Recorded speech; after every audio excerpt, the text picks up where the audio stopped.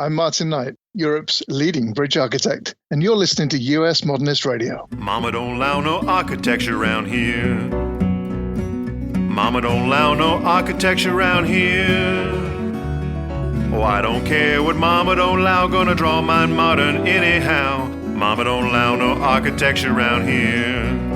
Welcome to US Modernist Radio, where we talk and laugh with people who enjoy, own, dream about, preserve, love, and hate modernist architecture, the most exciting and controversial buildings in the world.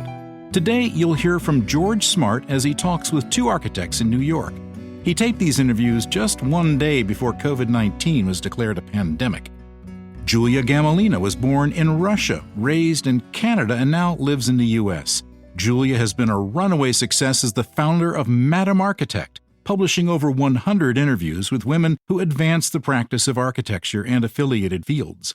These interviews celebrate women in architecture from different generations, countries, and corners of the industry. Then George gets on the subway to go and meet Gene Kaufman, the most successful hotel architect in New York and the head of legendary design firm Gwathmey Siegel Kaufman. But first, support for U.S. Modernist Radio comes from modernist realtor Angela Roll and Nichiha.com/US Modernist.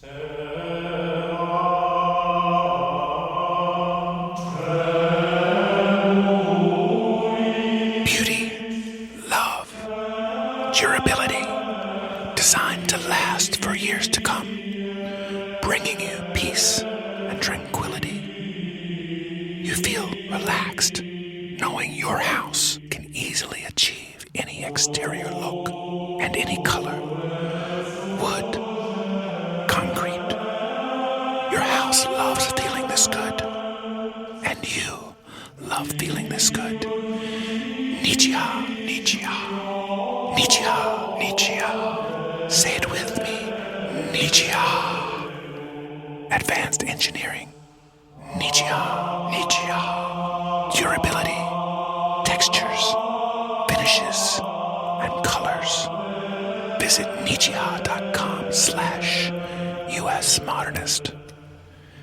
Nichiha, Nichiha, Nichiha. That's N-I-C-H.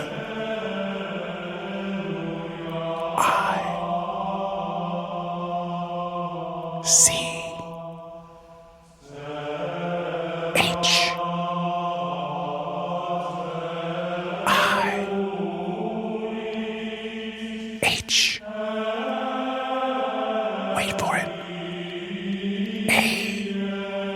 A look you'll love. Nichiha. Here's George Smart with Julia Gamolina, founder of Madam Architect. Julia, let's go to the future, shall we? The future? Yes. Let's do it. So let's say it's, 20 years from now. Okay. Mm-hmm. That will be optimistic in this example.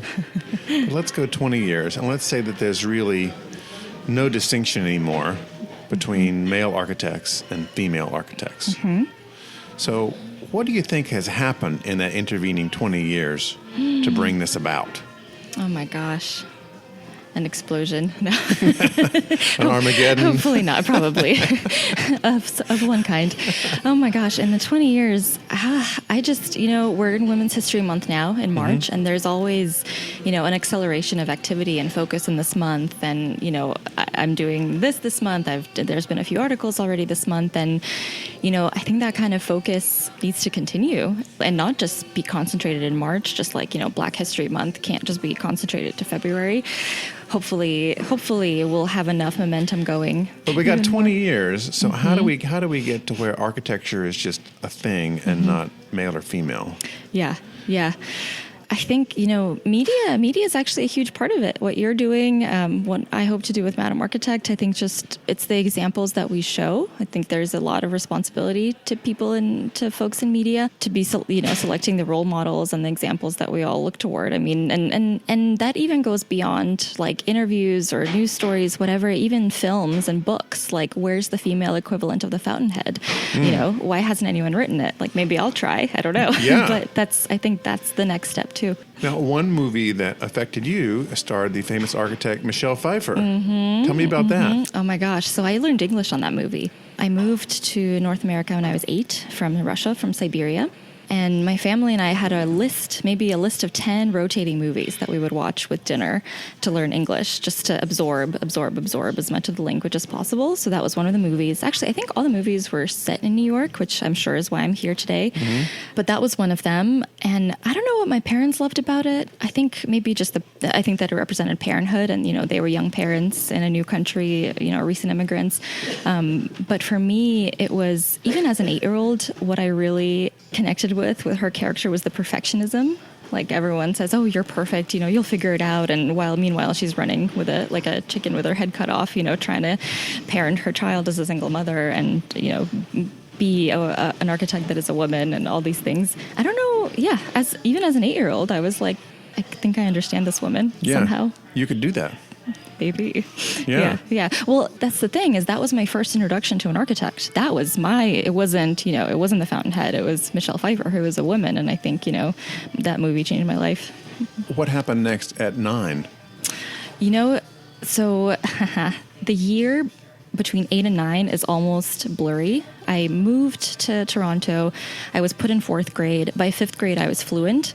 And that one year, I barely remember. That's probably the year I had the least memories from. I don't know. I think you're just like overstimulated. But what happened at 9, we were in Toronto. We kind of found our community of other Eastern European immigrants. A lot of people were saying we're Yugoslavian. Can you believe? And, you know, yeah. And now I still refer to my friends back then as, I was friends with all these Yugoslavians. And people are like, that doesn't exist anymore. And I was like, well, that's what we said at the time. So yeah, just crazy assimilation, very rapid, very, very fast. I didn't do any ESL or anything like that. I don't know why. I really don't remember. You just picked it up very quickly. I picked it up quickly. I had some English lessons and some French lessons in Russia, but I mean, even that wasn't enough when I arrived. I mean, the speed that, you know, locals speak it in any country is just so much faster and so different. And I think what I learned in Russia... Except in the South, where we talk real slow like this. What? No. Really slow. No, but that's the other thing, is I think I learned British English in Russia too, so it was all different. You went to high school in Canada? I did not. Well, I went to high school in Canada for 3 months, and then we moved to Colorado Springs. Okay, Air Force Academy. And my dad he always jokes that he's a pacifist and an atheist, and what kept his family and him afloat in Colorado was the church and the military. Because he's a structural engineer, and those were the projects he got. He was working on churches and in military bases. So did you get to visit that famous church on the base? The SOM, I did not. I think we went to the base once for a ceremony. I forget what it was. I think they're renovating it now. They're getting ready to put a lot of money into, because it's been 40 years, 50 years since that went up. Yeah. So what got you to Cornell? What got me to Cornell? So architecture was planted in my mind by my parents pretty early. I think they were really smart in seeing that it was a combination of my interests. You know, I was drawing all the time. Any moment I had to myself, I was drawing or reading or writing. So I think it all makes sense. We're looking at where I am today. But the other thing they kept in mind is that, again, we're immigrants here in the States. And I think they just thought this girl needs a professional degree if she's going to live in New York. You know, she can't study, I don't know, history, because right, you got to have something you make money at, right? Exactly. So and they were like, well, she's not going to be a lawyer, she's certainly not going to be a doctor, she draws a lot, maybe she'll be an architect. So that was planted very, very early. I think in my middle school yearbook we had a questionnaire with the graduating students, and they put future profession, and I put fashion designer, actress, and architect. Those are your 3 choices? Those are my 3 choices. I think all of us girls at the time said we wanted to be actresses. I don't know. Oh, sure. Yeah. Yeah, people want to be influencers now. That's the new thing in their high school yearbooks. I don't know. Interesting. They want to have a photographer following them around, Instagram. Taking a photo of them, you know, with their hair flowing and the Porsche in the background. Oh my gosh, Oh my gosh, I see that happen all the time, but I'm like, how? I don't know. Yeah. One of my favorite stories is about the Swiss architect Albert Frey, who used to study with Corbusier and moved to Palm Springs. And back before airplanes, he would take ships to the United States. Wow.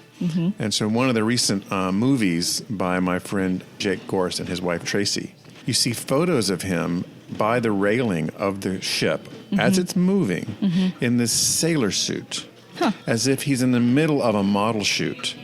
And it turns out he would just take his camera and stage these pictures of himself and get other passengers to take it. He was ahead of his time. He was the original influencer. Had there been an Instagram back then, he would have been totally had a ton of paid partnerships. Totally off the chart, yeah.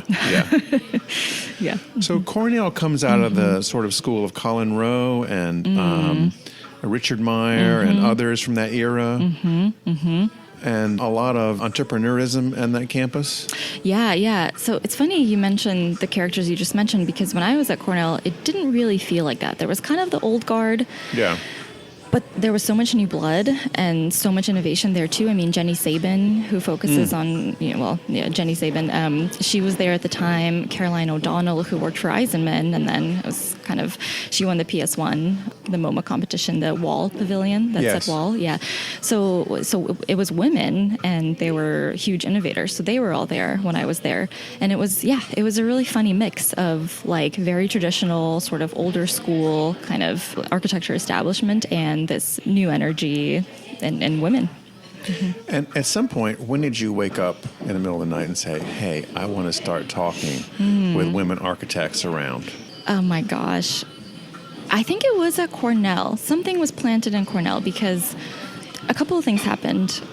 The first is that I always talk to my teachers and my professors. One of the things, I talk about this a lot, but one of the things my mom told me very early when we first moved is, listen, I'm your mom. I can provide for you and guide you in the ways that I can, but I'm also new here. I've never applied to a U.S. college. I don't know what a cover letter is. You're going to have to figure that out on your own. And I suggest you go to your teachers. So I did. So I always had this built-in sort of system of mentorship and guidance. And I remember at Cornell, and I also knew, I don't know, maybe this is the Michelle Pfeiffer influence, but I always knew I wanted to be a mom.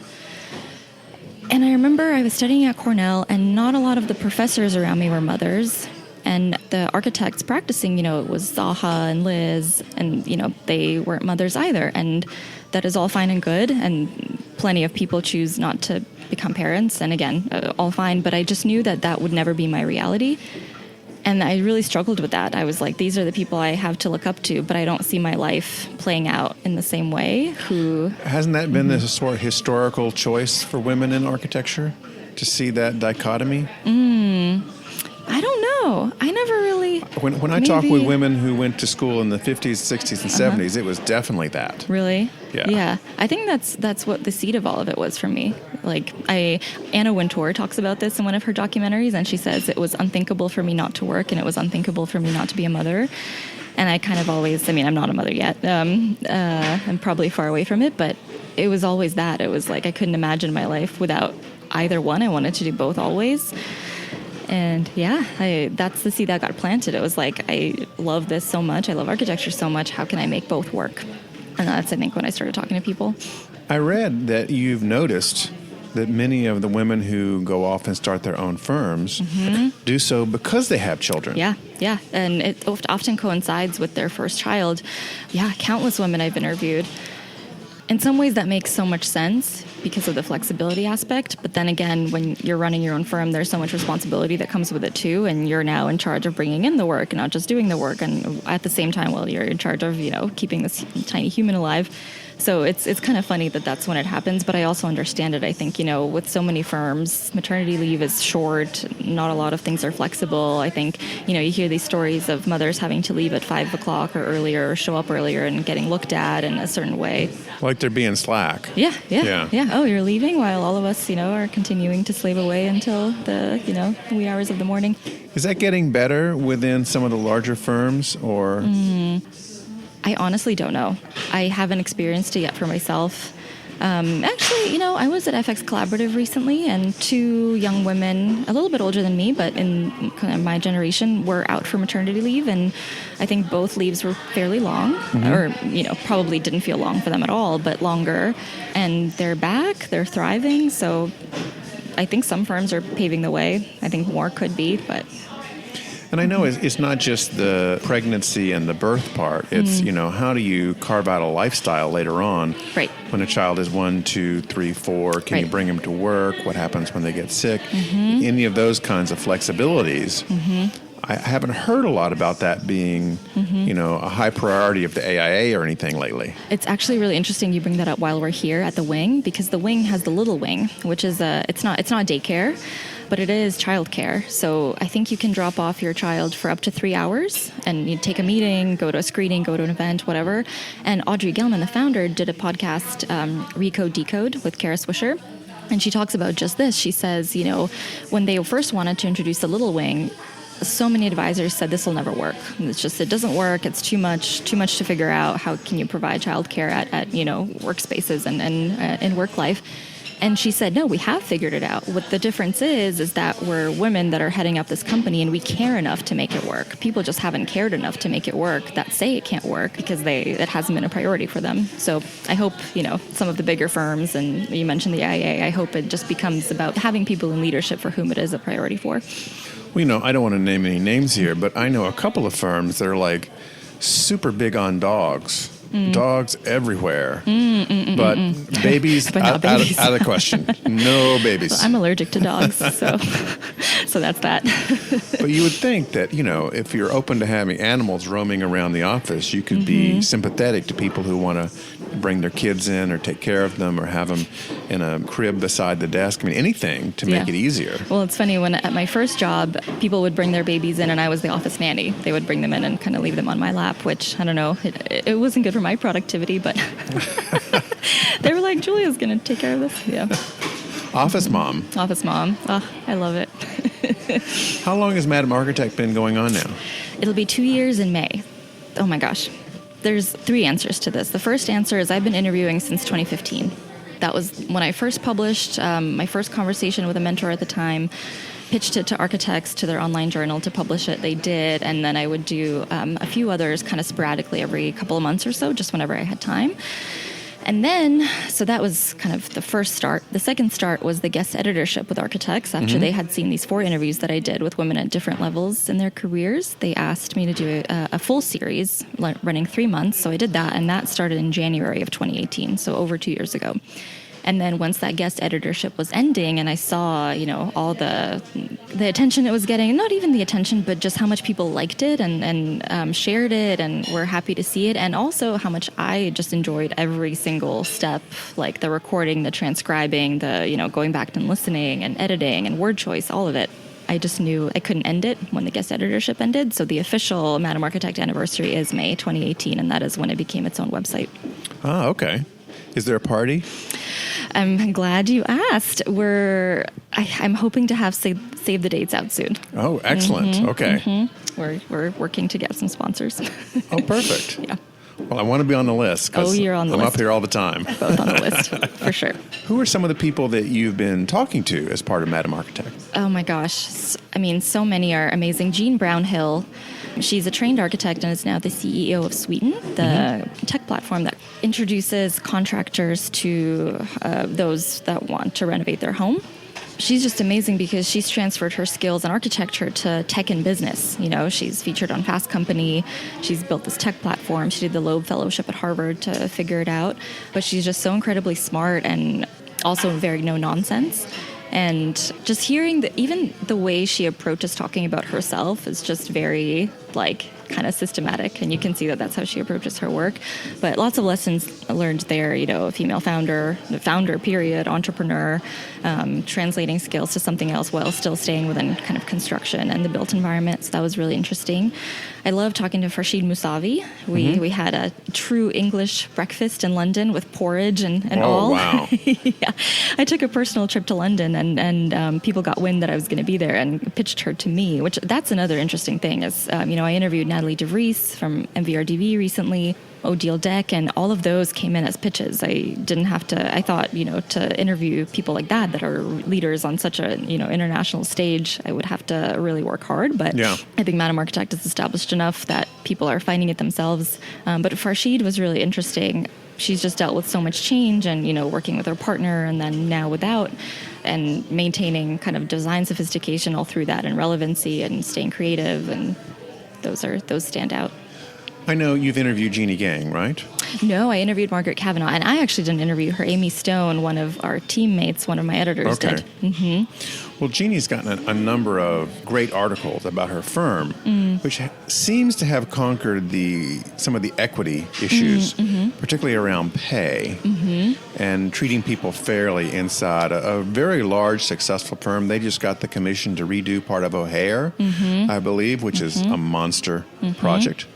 What part of this equation is the economic side, and how much more improvement is there in that area for architecture firms? That's a great question, and something I as I grow in my career, I definitely want to start looking into more. I mean, pay equity is like so fundamental. I think, you talk about people putting their money where their mouth is, and you take that very literally. It's if you want to show an employee or a staff member or designer that you value them, you that's how you show it.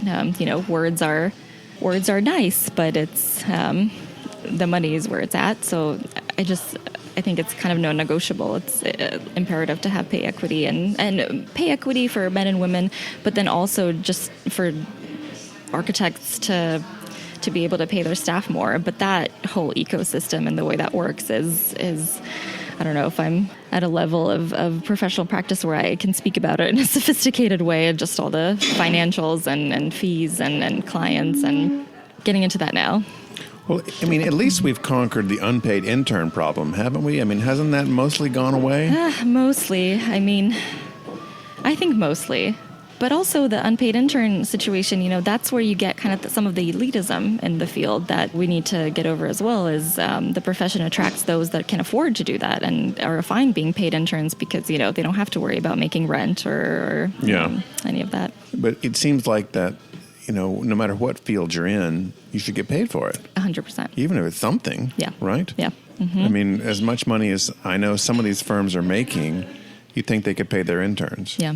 Or I guess the other question is, as someone put it to me recently, is that if you're going to pay the interns, figure out how to make that return on investment for yourself. Exactly. Right? Because there are lots of things for them to do that can really add value back to the firm. So you got to go to London and talk there. Have you been elsewhere on the road? Have you been out to the West Coast? I will be heading to the West Coast. Myself and my editors, Amy and Caitlin, we're going to be presenting at AIA National to talk about Random Architect and I'll be there too. Lessons we've learned. Yep. Great. So hopefully some interviews over there. I've gone to Cleveland. AIA Cleveland brought me out to actually talk at this time last year for Women's History Month, and so I interviewed 2 Clevelanders. What else? I mean, I've spoken to people on the West Coast, both in California and in Seattle. I haven't actually been out there. I haven't been to Seattle. But we're making a push for that. I think so many of our interviews, so many of the people we've interviewed have been based in New York because that's where I can do this and see them in person and, really connect over a glass of wine or whatever. But we definitely want to profile more people all over the country and then internationally. Kirsten Ring Murray with Olsen Kundig would be a great interview for you. Thank you. Yes. Yeah. Yes. I just met her at Palm Springs Modernism Week. Oh, great. Yeah. And she's amazing. Just amazing. Yeah. Well, Olsen Kundig's super interesting because the way they've branded themselves and kind of their image and how the firm has evolved has been fun to watch. They've just got one interesting house after another, plus lots of other projects.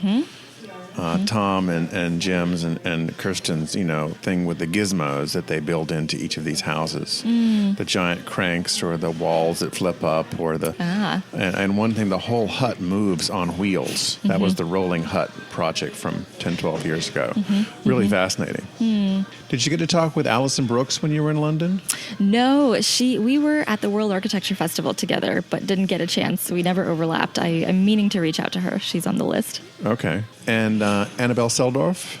I interviewed Sarah LaPergolo, a partner at Seldorf. She was one of my very first interviews, one of the first 4 back in 2015, 2016. But yes, Annabelle is on the list as well. Stella Betts? No, not yet. Okay. All of these people, they're on their radar, and they've been kind of missed. What was that Craigslist? Missed opportunities? Missed opportunities, yeah. Well, you're taking us back a few years with Craigslist. Oh my gosh, I know. Missed connections, I think that's what it was called. I mentioned some of these other names because they are all jurors, either current or past, in our George Matsumoto design competition in North Carolina. Oh, wow. Yeah. So we give an award for the best new modernist house in the state. And we get these great jurors from across the country. And we've tried to keep it pretty 50-50. That's great. Male, female. That's great. I think we've got Annabelle and Toshiko Mori lined up for this Mori. coming year. Oh, good. That's great. That's great. Toshiko Mori was the first architect that's a woman that I saw speak. Craig Dykers was the very first one, period, and then it was Toshiko. But it's actually interesting. So some people have asked me, are you going to stop, Madam Architect? You've done all these interviews. What's next? And I'm thinking, there are so many people still to talk to and interview. Oh, yes. And forget about the ones we know that I still haven't talked to. There's the ones that we don't know, or people don't know, that are amazing that, I haven't talked to. And then there's ones that are up and coming right now or are in school right now. And then 2 years later, there'll be ones to talk to. So endless supply. Endless supply. We're not planning on stopping anytime soon. That's how I feel about it, too. One guest kind of cascades to the next, right? Right. And reminds you of things. And then actually with some people, I'm planning on doing a couple of part twos now of people that have made, significant changes or are doing something so different within architecture that's very meaningful. So stay tuned. So in your experience with interviewing women, have you had anybody that has had a really unique career change, like they were in something else completely different and came into architecture, or vice versa? Two, Kim Holden, who was a partner at Shop. I mean, she's a birth and postpartum doula now. And in the interview, she talks about how after her first birth experience, she had a team around her, a doula, a midwife. The experience was so transformative, and she was thinking that without these people, it would have gone completely differently. And even back then, this was 16 years ago, she thought, oh my God, I want to give everything up and do this. But then, she said to herself, listen, get a grip. You have this burgeoning firm. It's just taking off. You have this degree in architecture. You have to focus. 4 years later, or something like that, she had her second daughter. Same thoughts, oh my gosh, this is amazing. This is what I want to do. And finally, it was time. It was time for her to do it. I think she had been with Shop for something like 20 years, really got it off the ground. And she talks about it in the terms that once she knew the wheels wouldn't fall off without her, or without, having the systems in place that she instated, then that's when she could take that leap.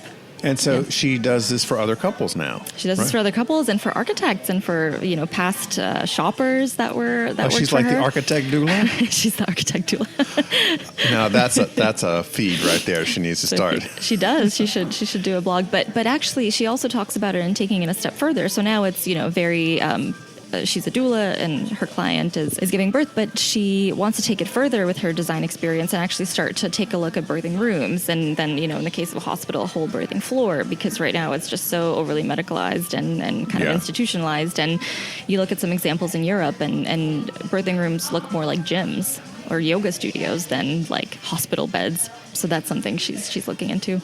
Please know I'm asking this because I'm just a stupid man, but what is the difference between a doula and a midwife?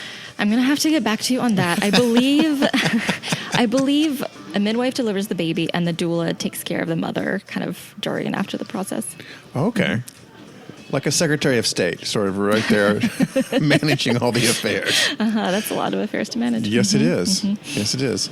So I guess, are you anticipating having a doula for your first child? Oh, it's going to be Kim.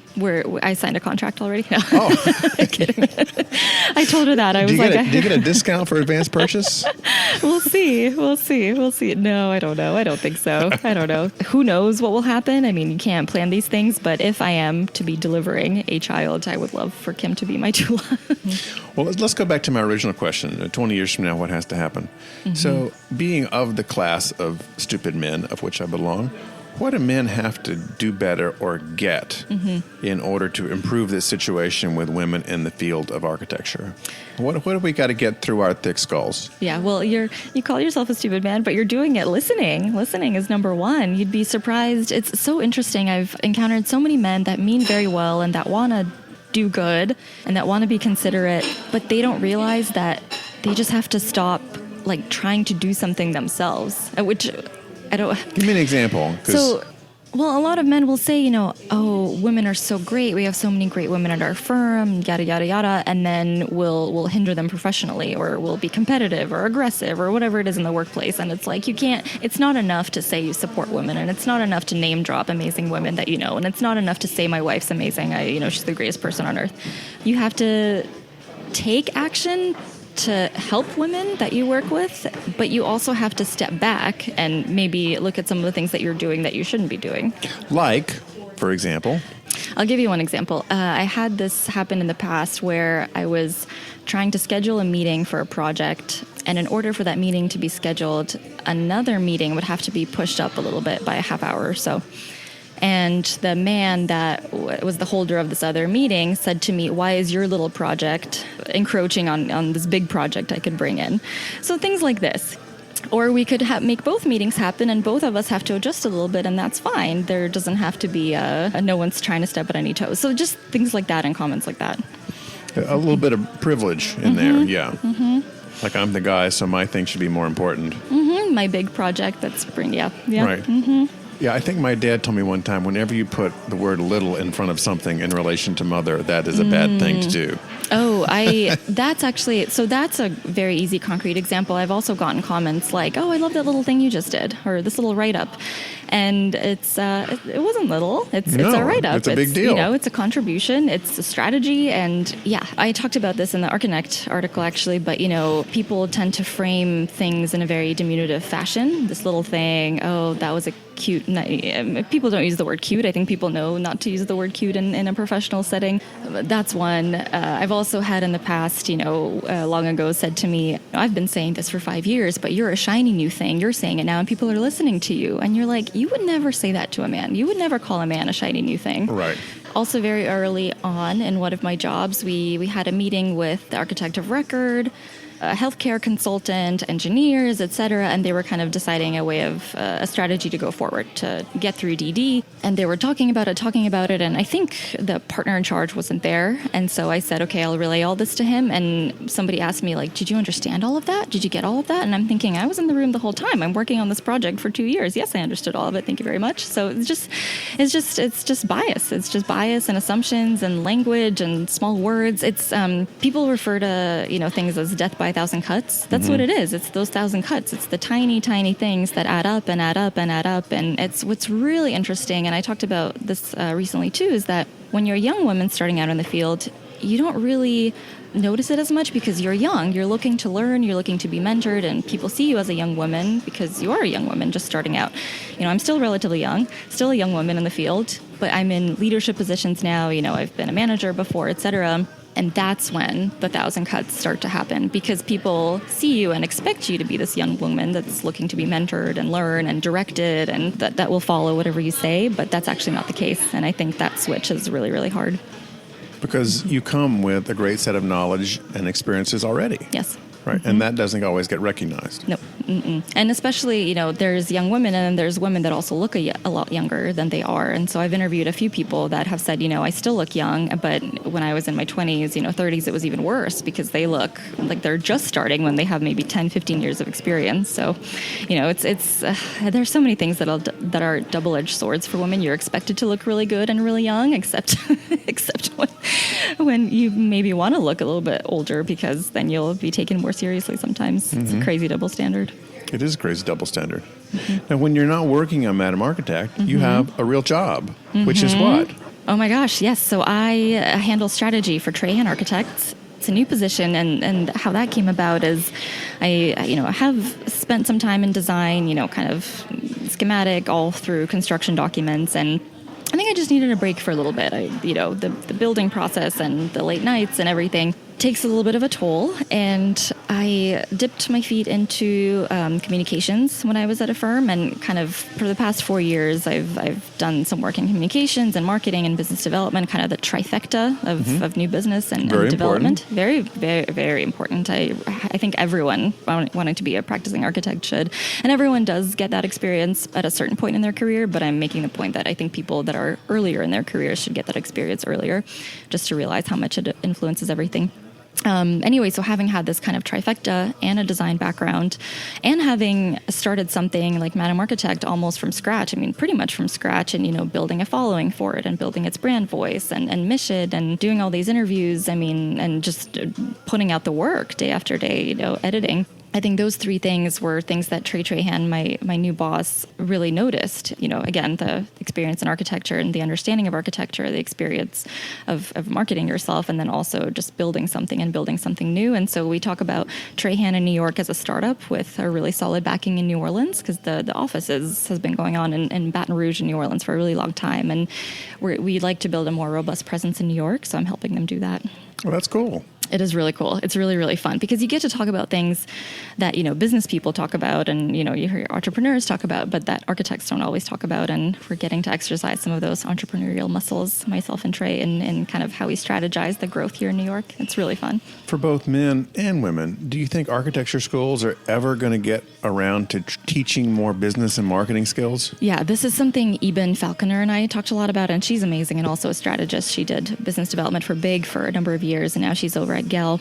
And we talked about how an architect's education is already so incredibly dense and full. And I have a lot of interest, so maybe it felt kind of stifling for me. But we talked about how can you possibly fit in anymore? Although I think the business skills are crucial. As so many people, Natalie DeVries including, talked about how when you're a practicing architect, you're first and foremost running a business, and you can't get around that, and you can't pretend like it's not happening because it is. I don't know. I saw a lot of people falling asleep in, building technology class and structures class, so maybe there's a way to focus more on electives and making some of those, giving students the chance to pick and choose.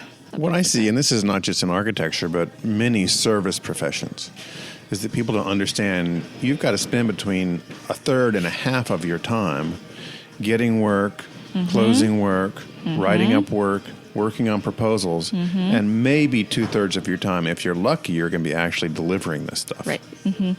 But they don't tell you that in school at all. No school teaches that. Nope, they don't tell you that in school at all. And actually, so I've gotten pretty lucky with my professional experiences, and looking back on it now, it sounds so clean, and this is what I've gained and this is what I've learned. And of course, at the time, it wasn't like that, but it was interesting. My second job, I came on board, I transitioned from design to communications there, and I came on board right as they signed a contract for the project I'd be working on, and it was a new headquarters for a media company in Los Angeles. So I started by interviewing all of the C-suite executives of that company on what they envisioned for this company, what they would see in their space. So this, interviewing, taking notes, transcribing those. Then I worked on the project, and then I made the switch to communications, and then wrote press releases for the same project, talked about it on social media. So I really saw the whole lifespan. Yeah. And that really opened my eyes to how much work happens before you start designing. Forget even about getting the project on board, but just figuring out and talking to the people working, talking to the clients about what they like it to be. And then after the project is complete, quote unquote, construction administration, your punch list is done. That's not the end at all. I saw kind of the lifespan of a project, and then also I worked at a firm where I did kind of a little bit of everything, and then I saw the life cycle of a pursuit, from the business development and kind of the farming aspect to the proposal to then, getting the project out into the media landscape. It does not begin there, and it does not end there. No, not at all. Not at all. Now, Julia, how can people find your interviews that you've been doing? Yeah, it's madamarchitect.org. It's online. Okay. They are only written at the moment. Everyone asks me to do a podcast, but I don't know. I like having the written record. It's kind of, it's archive that's online. You can take quotes from, copy and paste easily, although, some people do both. But a podcast, I don't know. I need your advice, but it seems very, very, very time consuming. It's just as time consuming as writing it. Sure. Sometimes easier. But then you have to do both. Well, if you're going to do both, You can do both. But you can get actually software that will take the audio and transcribe it for you. And pretty accurately, actually. Do you think all the ones I've tried have been so messy. It's more work to clean them up than it is for me to just transcribe and edit. Yeah, you have to get certain ones that have the advanced degree. Gotcha. Went to Cornell, all that. Cornell bot, yeah. Well, thank you so much. This has been delightful. I appreciate your spending time with me here in the wing. Thank you so much, George. That was George Smart talking to Julia Gamolina, founder of Madam Architect. Coming up, George visits with Gene Kaufman, the most successful hotel architect in New York and the managing partner of legendary design firm Gwathmey Siegel Kaufman. In our ongoing space saga, we welcome Episode 6, Return of the Modernists. Princess Angela Roll returns to her home planet of Vandero to rescue the iconic Soroyan Villa from the vile gangster Max McMansion. Despite being designed by architect Tad Vader, that's Darth's second cousin on the dark side, Princess Angela is determined to save the historic modernist villa with galactic historic tax credits and her new ion-powered circular saw. Angela has no idea she's walking into a trap. It's a trap. As the Empire begins construction on planet Vandero of a massive new development, Deathville Acres. Great marketing name. When Deathville is complete, its homes of at least 250,000 square feet, appliances not included, spell doom for her brave modernist rebels struggling to restore great architecture. Centuries earlier, in 2020, however, you can count on Princess Angela's great-great-great-great-great-great-great-great-great-granddaughter. That's a lot of greatness. That's Angela Roll, a real estate agent with specialized design training, advising buyers and sellers of modernist houses on everything from appropriate renovation to knowing that a parsec is a unit of distance, not time. Angela Roll is your special real estate agent. Reach her at angelaroll.com. That's ROEHL or 919-995-0550. Or just send her a hologram. Gene Kaufman made his mark in New York, created over 20,000 hotel rooms, including innovative ways to get more rooms in less space without giving up comfort. In 2011, Kaufman bought Gwathmey Siegel and inherited one of the most highly regarded design firms in the world. Charlie Gwathmey and Robert Siegel created astonishing houses and even more remarkable museums and towers during their careers. You can see many of these at usmodernist.org/Gwathmey. From his office in New York City, here's my conversation with Gene Kaufman. How was it for you growing up? How did you get exposed to architecture? My father is a mechanical engineer. And apparently I showed a proclivity for architecture when I was playing with wooden blocks, so 2, 3, 4 years old. And the story goes that the wooden blocks that I played with turned all black with use, and my siblings would hardly use theirs, and eventually I owned all of them. And my father said to me that he worked with architects, and he didn't object to me becoming an architect, but he had never met a good architect in his whole career. And then he went on to say that as a father, perhaps I would be the first one like that. So it was kind of a push-pull, incentive and disincentive at the same time. You know, I had an interest in it, and I have somewhere a book of sketches I made of house plans from when I was 5 years old. And my father took me to his office where there were architects there working. And I still remember green magic marker corrections to one of my floor plans for some more efficient kind of layout from an architect. I was 5 years old. That was your first critique. That was my first critique, and I probably was like a B-, I would say. But in any case, I still remember it. And, you know, I pursued architecture sort of from the get-go with maybe some second thoughts, but, you know, those kind of evaporated along the way. Were you of the Lego generation? Did you play with those at all? I think I might be a little old for that. I think it came in from I have 3 siblings, and I think that the youngest, I was the oldest, I think that it came in right around that time. So we had these wood blocks, and so, you know, unlike, in a way, you know, with Frank Lloyd Wright and Froebel blocks, these were just like a very simple kind of, you know, rectangular and of different size. I think it was one sort of ramp shape, as I recall.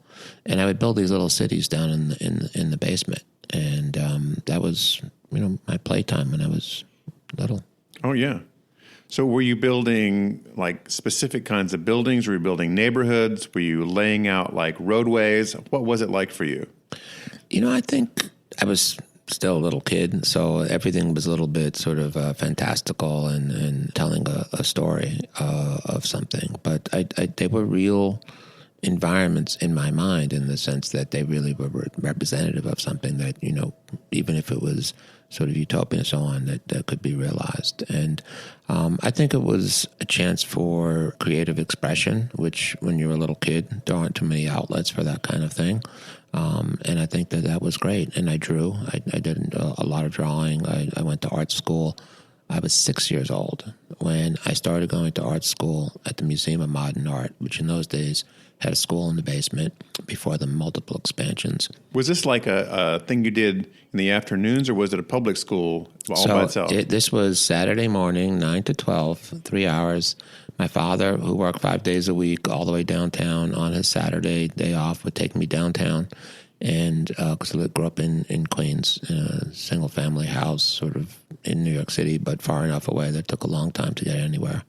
And I would spend my Saturday mornings in art classes, and the teachers were mostly young artists who the museum was trying to help out, and it was all kids. And I spent my afternoons in the museum. And by the age of 8 or so, because I went until I was 11, by the age of 7 or 8, I knew every painting in the whole collection. I knew the names of the artists. I knew where they were in the museum. And if they had moved something, as a little kid, that was sort of like you would notice something that would counted as much as other stuff. I would say, my father said, "Oh, Dad, they moved that painting. And, it used to be hanging over the stairs. And it's Oscar Schlemmer's, Bauhaus scene, and it's not over the stair anymore. It's over here," and so on. I was very aware of that. And it was quite an education. So I think that it was very formative. My father's comment was it was okay for me to study art as long as I didn't become an artist. Yeah. Wise parents, right? Trying to look out for their kids' economic future. They were very pragmatic. I mean, my father and mother grew up in the Depression, and I think that, they were always worried about when the bad times were going to come. And they were very pragmatic about it. And they had 4 kids to send to college. And in the end, we all went to Ivy League schools, and we all went on to, to do things that I think they probably couldn't have imagined at the time. But it was a fantastic education for me, because even in the sort of the peer group that I was in, I was the only one doing this. And I think that it was brought in a sense of the greater world to what was rather insular kind of environment. So at what point did you first hear about Bob Siegel or Charlie Gwathmey? So I was a freshman at Cornell Architecture School. Which was Richard Meyer territory, pretty much, right? It was. Richard had gone to school there. A lot of people, some people didn't even know, like Rem Koolhaas got a master's there and so on. And so a lot of people had gone through the school. And the school was really the school of Colin Rowe, who was sort of the guru for many architects of that generation, and was considered to be the most important architectural historian of his time and maybe of all time. And so there were a lot of people who gravitated there as faculty and ultimately as students. Of course, I didn't have any idea of who he was. But nonetheless, I did go to school there. And I remember my very first weeks of architecture school, the guy who was sitting right across from me said to me, "Gene, have you seen this book?" And it was 5 Architects. And the book was relatively new. I think it had been out like a year or two. And Colin actually had written the foreword in it. And, of course, Gwathmey was in it. It was not as Gwathmey Siegel, but Charlie Gwathmey was in it with Meyer. And, it was sort of like when a couple of teenage boys like pull out a Playboy and they like sort of drool over it. But we pulled out 5 Architects, and we were drooling over these incredible buildings. And that was really, I think, the first time I actually focused on a great work of architecture. And it was on paper, but I didn't grow up with any architecture. I mean, I grew up in a very sort of ordinary kind of area where there were no buildings of note. And although I had a tremendous interest in it, I actually hadn't seen anything that represented that vision. You'd not gone out into the Hamptons and seen some of those houses yet? I had not seen any of them. And I can't even recall, other than going to MoMA itself, being in a significant building up until that time. And I think that when I saw these buildings, it was sort of like the light bulb kind of going off. Not that it was completely in isolation, because I was in architecture school. But now I sort of realized sort of what I maybe had been trying to conceive of on my own. Here were people who were doing this, and it was really incredibly exciting. And I think that this whole history that unfolded from that time of the whites and the grays and modernism and postmodernism and all of the style wars and vicissitudes that came into the profession during that time. All refereed by Philip Johnson with a whistle. Very much so. And, I think that it was contentious. And I think that Cornell was an interesting sort of birthing place for my career because it was very much identified with a certain sort of mindset. And modernism was incredibly strong. Also, most of the faculty actually didn't practice. They were up in Ithaca. They had not had sort of functioning offices. One reason they were happy to be in the faculty, and they're all acolytes of Colin. And I think that there was very much this idea about an architecture of ideas, and that had primacy over a lot of other things that were happening in the profession. And it was really, in a way, almost like a cult. And I think that this excitement really kind of permeated the school. And I think it was really a great foundation for me. And I think that Gwathmey's work in this book and what was being done elsewhere was really part of this. And I think that I had no specific reason to focus on, let's say, Charlie's work as opposed to anything else, but it was very much part of that sort of central axis of my training and upbringing and how I developed an eye for things. Some of those initial houses were noted for these rounded walls that would take place either on the outside or the inside of the house, which had been done before to a certain extent. I mean, Edward Durrell Stone did some of those. The international style houses in the 30s had some of those. But Gwathmey's special rounded walls, particularly on the outside, these big swooping things, were just instantly popular. People just went crazy over them. Well, I think there are a lot of aspects to that you can touch on, even though in some ways it seems like only sort of a piece of it. But, one of the things is how do you actually end up making a curve? Because the geometry of the materials that you get, the tools that you use, the way things come together, it's all made to be part of an orthogonal system. Until you start pouring concrete, which can take the shape of a curve or anything else. It's quite difficult with sort of conventional materials. And to get the curve right is also incredibly difficult. I remember early in my career drawing some curves and having people build them and saying, it's wrong. I mean, they took it down, they put it up again, it was wrong again. And the third time I was like, I don't know if I'm going to be able to get a curve here. Yeah. But I think, one of the many genius ideas that he had in making a curve is that he had this vertical siding that would go on the outside of the houses. And so in very small increments, you could make something that really very much made a smooth curve. And, it's possible to segment curves with pieces, but if that piece is only 2 inches, which is the side of the siding, in some cases, it's very doable and really does convince people. And if you're going to have that material inside and out, which he often did, you're able to do it throughout. And you're not relying on the capability of the contractors. Because going back to my days at Cornell, I still remember a phrase from Mike Dennis, one of the important teachers there, saying about a building, and maybe a reason why he didn't actually practice anymore was a building is only as good as the dumbest person working on it. Wow. And I think that, Charlie kind of found the solution, including, it was economical. I mean, when he built the house for his parents, as I recall, I think the total cost was around $75,000. Yeah.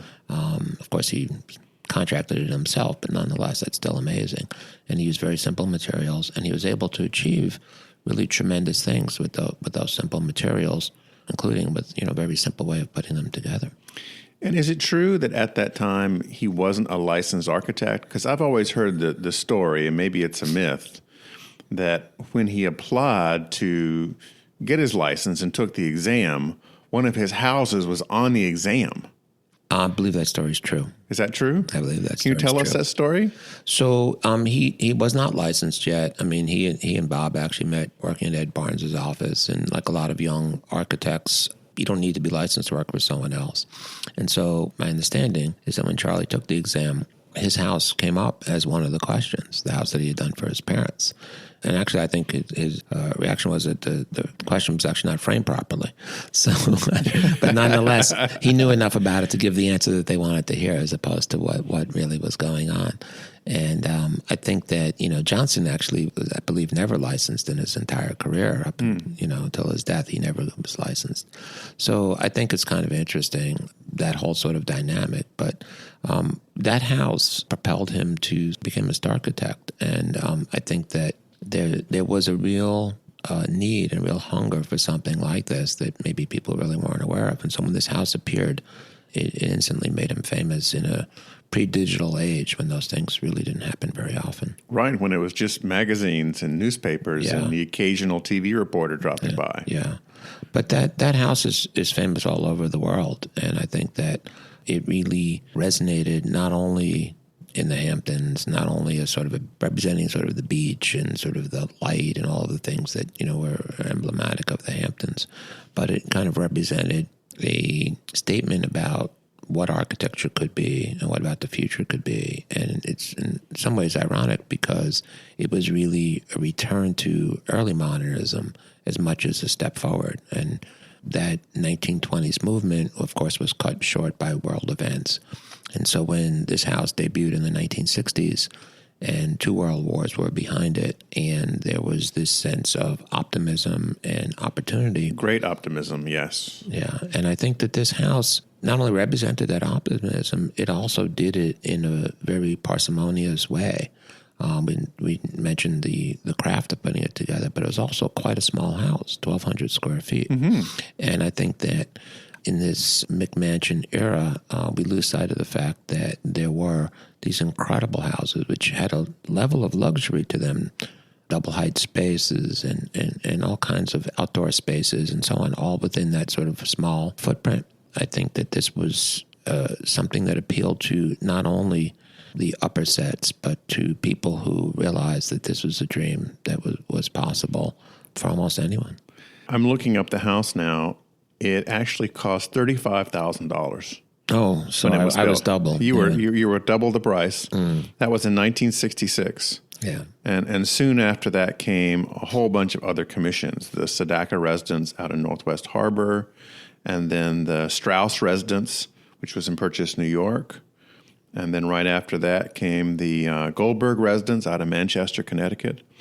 And just, boom, boom, boom. He was all over the map. Yeah, I think what happened was this house showed up and there's really nothing like it. And, of course, there were some other things like it, but not that people were aware of. Mm-hmm. And so he became the person that everybody wanted to do a house. And he also teamed up with Bob Siegel, and through their connection with Ed Barnes, they got this important commission for SUNY Purchase. Yes. So all of a sudden, all of the things that an architect sort of wants to happen dreams about in their career, it all happened for him like day one almost. And so, of course, the idea of doing a house for your parents is sort of that typical that's the first step for an architect. Yeah, and he was able Richard to do Meyer that. did that for his parents, yeah. Absolutely. And I think that, a number of architects have done that. And in my essay in the book, I compare it to Bob Ventori and what he did for his mother with maybe a slightly different topic. But I think that nonetheless, this is a rite of passage, which is supposed to be the entree. And then you're supposed to have like a 40 or 50-year career, but he had that in 4 or 5 years. Yeah. And I think that it was incredible, not only that it happened, but that he did so well and that they were able to parlay this into effectively what did become a very long career and many, many, many buildings. Now, there's a character in the story that I wanted to ask you about because he disappears, as far as I can tell, and that is Richard Henderson, who was an early partner with Bob and Charlie. And then they split up, I guess, around 1970, and the trail goes cold. What happened to him? So Richard decided that he would rather teach. And I think that, although I don't know this for a fact, I think that in his mind and in a lot of people's minds, this house was a one-off sensation. And it wasn't necessarily going to lead to what it led to. I mean, the idea, in retrospect, that this was the stepping stone to this incredible career seems sort of obvious. But I think looking at it from the time, this was really unlikely, right? And so I think that Richard felt like, well, I'm actually not giving up a whole career over here. And, I have the opportunity to teach and really work with the ideas of what we're doing. And that's what he did. And I think that Bob Siegel, who is much more sort of the mindset that he wanted to build, and Charlie then were able to sort of continue on. But even Bob today, if you were to ask him, he would say, Richard is not talked about enough, that a lot of what happened in that house was Richard's. And that Richard was actually the most knowledgeable of the three of them at the time. And that they relied on Richard not only for ideas, but for how to put the house together. Well, there's a house that we're still searching for that the three of them did together around 1970. It was called the Richard Lawrence House in Great Neck, New York. And it would appeared in a very obscure Museum of Modern Art resume of Gwathmey and Siegel. That's the only reference we can find about it. We can't tell if it's still around or what happened to it. When Richard Henderson left, he sort of took it as his commission, and then it just vanishes. Do you know if it's still around? I actually don't, but I wouldn't be surprised if information would come up if we looked for it, and maybe we're going to have to do that after this interview. Yeah, it's a great little unicorn to find here. Well, the firm over the years completed over 400 projects that we know about. So it was a huge number of projects, and there were quite a few that were unbuilt. And in the pre-digital age, it was quite hard to document a lot of these things. I mean, the archives are at Yale, which we donated. But even having gone through the archives, there's a lot of information that you look at it and you don't even know what project it's from. And it's unfortunate, even though that records were relatively well kept. I mean, it's not like there was a scholarship that was conducted alongside. I mean, my understanding of Michael Graves' office is that when he would make a sketch, the archivist would immediately come in and put it inside a frame and give it a number and log it all in. There was no such system activity here. And I think that it was a very kind of humble kind of approach, which is that we want to build buildings. If you need us to design and draw one for you, we're going to do it. And we did. Which is like most architecture firms around the country. They're just so busy doing what they do. They're not thinking about archiving or saving so much. It gets put in boxes or storage rooms or somebody's basement. And then 40 years later, a third cousin is looking at it, trying to figure out what to do with it. Well, I think also the idea of how a thing comes to be is very much part of the process, and you never really know how much of that it becomes consequential later on. And again, in the pre-digital age, people would sketch by hand on yellow tracing paper on rolls that today looks sort of archaic, but at the time was sort of everybody had those. Oh, yeah. People love that stuff. Yeah. And I think that you end up with basically, because the paper rolled off of a roll, like a roll of paper towels, it didn't even present itself in a format that you could sort of easily maintain it. You would have to either fold it or cut it up or roll it up, and then what do you do with it all, and how do you demarcate what it is? It obviously could pre-digital. And it fades, and you couldn't get it wet. Yeah, and didn't have an automatic like date and timestamp on it. So I think that would have been a great feature for yellow trash paper. Well, the people had all these sort of little techniques. Like a lot of offices had this little rubber stamp, and you would put it in ink, and you would sort of put it on the piece of paper, and then you'd write down the date in the date column and so on. Oh, it's like back in the day when offices used to write the date received on all the letters as if that meant something. Well, absolutely. I mean, that was a timekeeping device that today seems very funny. But I think that the whole notion of sort of trying to preserve the process was somehow a little bit beyond the means to be able to do it. Okay. And I think that, with any creative work, you end up having the work itself, and it's not always clear until you go back and look at it what in the lead up to it, what in that process really contributed to it that was significant enough to keep. And I think that that's sometimes very hard to be able to imagine what in the eyes of a third party would consider to be significant, because as the creator of a work, it comes with the idea that was in your head at the time. It doesn't necessarily relate the same way to somebody who's an observer. And so there was a lot of stuff that was preserved, but it was very, very difficult, I think, to be able to document everything or even to preserve everything. And I think that it was only years later that when, let's say, there were a series of houses that had been completed, you can kind of talk about the idea of the curve as being seminal in terms of what ended up happening later, because at the time there were a lot of ideas that were being tossed around, and it was unclear as to which of those would become consequential.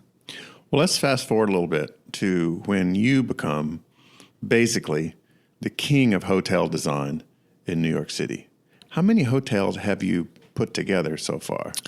So completed and open today, 66. And that's probably what, 200 to 300 rooms a hotel, roughly? We've completed about 20,000 rooms. 20,000 rooms. That's incredible. That roughly means that on any given night, up to 40,000 people are sleeping in rooms that wouldn't have been there. So what led you down that path? Because that's an unusual niche to have, and particularly at that volume. About 20 years ago, I had a site near the seaport, and I had a client who was not the easiest to work with. And he said to me, Gene, I'm doing you a favor. He goes, I'm selling my site to Sam Chang, who's a hotel developer, and he's going to become your best client. And then, of course, the first guy didn't pay me, which was sort of the norm. And I was thinking, this guy kind of shafted me. But actually, he was right. He did me a huge favor because Sam Chang was about to change the entire hotel industry. And maybe much like that house that Charlie had done, it was really not evident at the time that it would become so important. But I ended up designing that site for Sam. And we ended up doing, I don't even know how many, dozens of other projects. And we have really sort of transformed what a hotel room needed to be and how it would come to be. And it was not only about the physicality of it, but it was also about the economic equation to really make a hotel sort of a viable development that would end up being brought into a city like New York that was very expensive and where land was scarce and sites were small. And to sort of marry that with what had been sort of the classic vision, which was that big Holiday Inn that was sitting in the middle of a parking lot beside a highway in middle America. Right, and you were also doing something different than had been in New York before. Like the Marriott Marquis is this giant thing with an atrium, and it's kind of this expansive park. Yours were much smaller scale than this, but had an appeal to be able to put almost anywhere. There was a lot available. Yeah, we were able to figure out a mechanism of accretion of where we could sort of build a project by little components of individual rooms and how to put that together in an efficient way. And the idea of having a very large site where all four directions sort of mattered and where you were able to sort of basically develop a prototypical solution and to place it in context. Our ability was to take sites that really did exist, whereas that other model needed something which effectively hardly ever and for the most part never did exist. And I think that we were able to show that not only were we able to take advantage of what was, in essence, kind of an almost European kind of context of an old city where there were residual sites and infill sites available, and to give it sort of a modern infusion of program and opportunity that really made sense. So tell me about some of the elements of that, because I think most people who've traveled to New York and stayed in a grand hotel type thing know how that is. But what did you discover and what did you learn about the efficiencies to make as you started designing these hotels? Well, we took the room apart to sort of some very basic kind of dimensions. And interestingly, one of the components that was consequential at the time was the television, which before the days of flat screen TVs occupied a depth of the CRT that was maybe 22, 24 inches deep. Oh, they were huge. Huge. Yeah. And they look like dinosaurs today. But at the time, that was what there was. And so if that was going to sit on top of a piece of furniture on the opposite wall from a bed, and a bed is a certain size, and you needed space in between the two, and then you had this TV, there was a certain size that you had to have for a hotel room. And it turned out that if you took the TV out of the equation, that size changed. And it turned out that if you were going to reconsider the relationship between, let's say, the hanging space and the closet and the bathroom space and the sleeping space and so on, also those dimensions and those relationships also changed. And so at the very first project, we had the idea that we would try this crazy new thing that was just starting to appear in the world, which was the flat screen TV, which in those days was really not that flat, but nonetheless was maybe probably 4 inches. 3 or 4 inches, yeah. Yeah. And they cost $10,000 in 1990s dollars. And of course, that was ridiculous, but we made the calculated decision that by the time the hotel was built, it would no longer cost $10,000. And so we got the brand to approve doing a hotel room with flat screen TVs. Never been. Do you remember done before. which one that was? It was a Hampton Inn. It was a Hampton Inn, okay. Yeah. And so we were able to get in one more hotel room in each run, one in the back and one in the front, and on each floor. So we were able to add 4 Just from TVs. So we were able to add, a room front and a room rear. So we added 2 rooms per floor. Wow. And it was a 9-story building. So it made a consequential difference because the whole hotel was only 64 rooms. So when we were able to do this, all of a sudden the attributed land value per room went down by a tremendous amount. And the construction cost went up by a little bit because we built a couple more rooms, but really not a consequential number. So all of a sudden, the whole equation of how you put together, let's say, a capital stack in order to develop a property changed in a consequential way. And we went from that one to doing another one and another one and another one. The next site was actually only 25 feet wide, but it was a corner site, so we were able to get windows along the long side. And so even though it was single loaded, we were able to get a lot of rooms into that site because we had actually a lot of perimeter.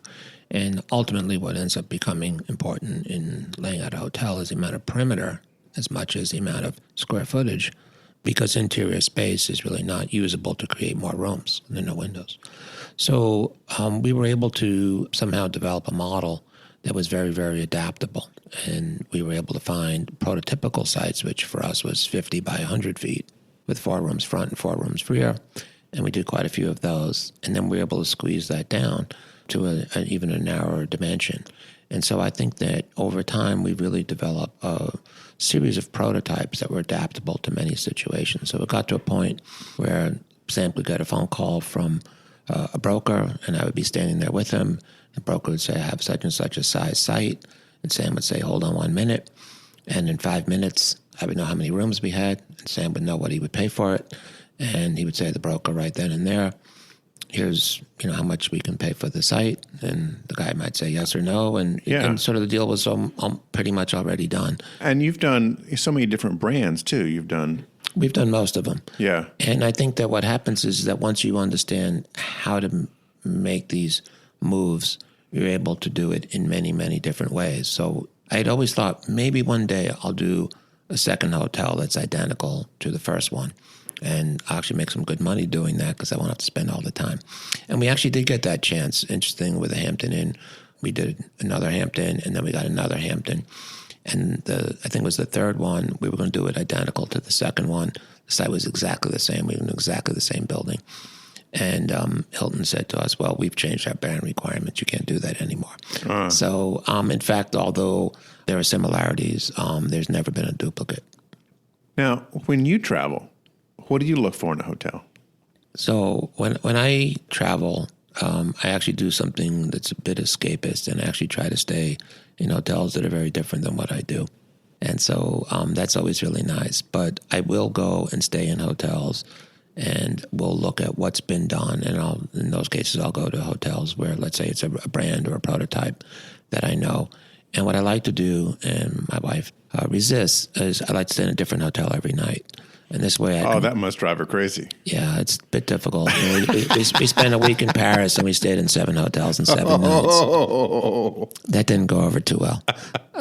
But for me, it's fantastic. I go into the hotel room. I don't even bring my bag in. I take photographs immediately of the room, and I start looking at a bunch of things before I move anything in there. And then I end up trying to evaluate the operation of the hotel. Are there enough hooks to hang things up? Is there actually a mirror where you can actually see what you need to see in a mirror? And is the lighting for that mirror the right kind of lighting? And do you get the right kind of blackout with your shades and so on? And so I look at a lot of the logistical things, and I look at a lot of the relationships of what's there. And typically the hotel room is larger than the ones we end up doing in New York.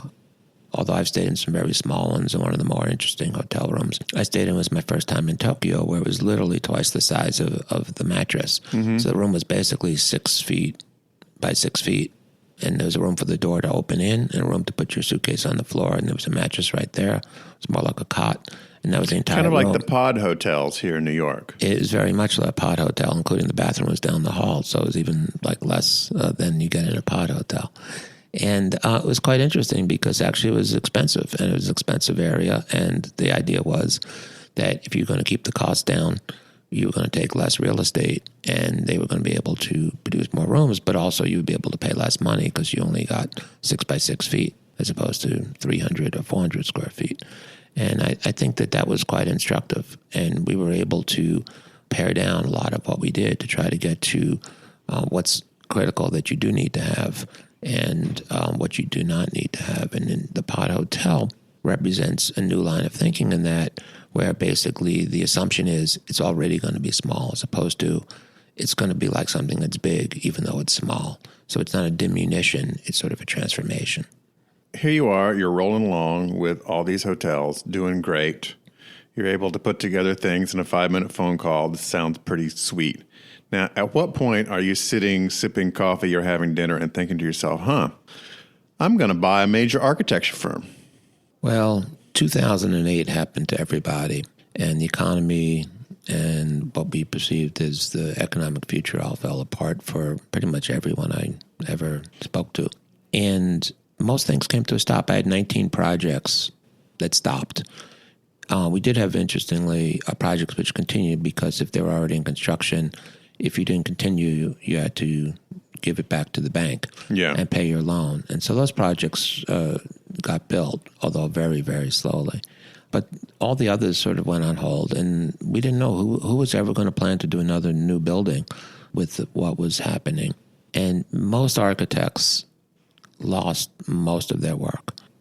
There were a few exceptions. If you were in healthcare, well, people still got sick, and you still needed all of those hospitals, kinds of facilities. Doctors. And a lot of firms immediately wanted to become medical architects. And of course, it didn't work out very well because all the ones who were already doing that work didn't have any other work. They had the portfolio, and they got the jobs, and the guys who hadn't done any. And I thought, well, if I'm going to try to do some kind of work that's out there that's not the kind of work we're doing, and if I'm not going to qualify because I haven't done that kind of work, I really need to associate with another kind of firm.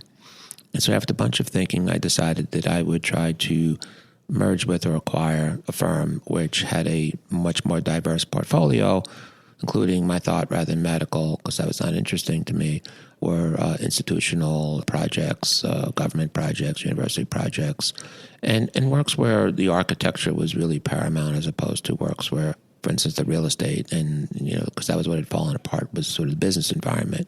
To try to downplay that side of things and really look at people who were able to undertake projects in the world going forward. And Charlie had passed away by then, right? So Charlie had passed away in 2009.